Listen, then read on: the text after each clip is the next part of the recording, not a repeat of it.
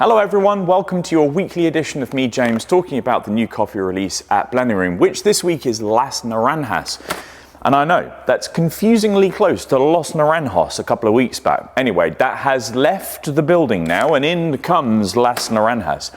This is a natural process red and yellow catuai from Nicaragua, and is going to be a coffee that is incredibly fruit forward, which is pretty befitting of this time of year, getting close to Christmas. In this video, I'll do the usual, which is talk about how I roasted it, I'll do a tasting, and then I'll put forward some suggestions about how we're going to brew it. Like with many of the coffees that I purchased, this came from our good friends Falcon Speciality, and I have linked to their website down below should you want to know any more information about them as an importer. Now, because it's super cold in the roastery, I'm going to get straight into the roast profiles. This was the first relatively large bean size natural process coffee from Nicaragua that is a red and yellow catuai on the loring that I've ever roasted.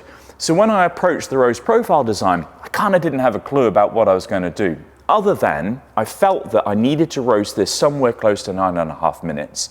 I had an idea of that it was going to be somewhat difficult to control post first crack. And I mean by difficult to control as in the coffee or a natural process coffee just wants to race on in temperature. And I didn't want that to happen. I also imagined that because it is a very fruit forward natural process coffee, that I wanted the post first crack development time to be somewhat shorter than usual. And the reason there is that I didn't want to overdevelop this coffee in any way, shape or form. So what you'll see on the screen now is the roast that I want to take forward into the next production batches.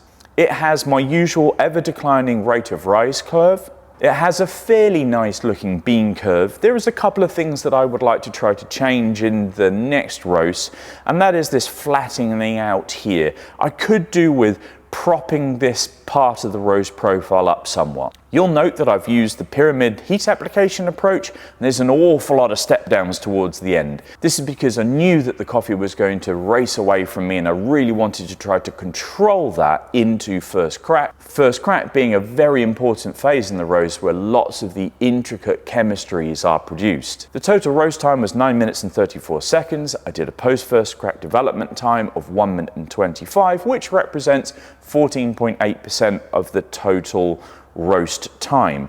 The end temperature was 213.8, and a note here, I would like to, in the next roast that I'm going to do of this coffee, to try and reduce that down by maybe 1.5 degrees Celsius, because I feel like the coffee would benefit from that. And that's the roast curve. Let's taste the coffee. If you've watched these videos often, you'll know that you have to do two things when you're tasting. You're going to use your nose, and of course you're then going to have to drink the beverage itself. So first, let's take a note of the aroma. There is lots of very, very rich, fruity, sweet aromatics with this.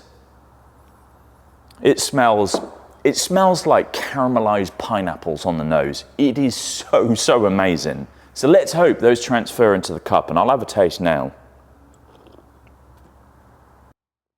Wow. Okay, so there's not much acidity to this, which is quite a nice thing, because that means that all of this sweetness comes forward. There's lots and lots of texture. The flavor composition is somewhat like figs and plums, but stewed.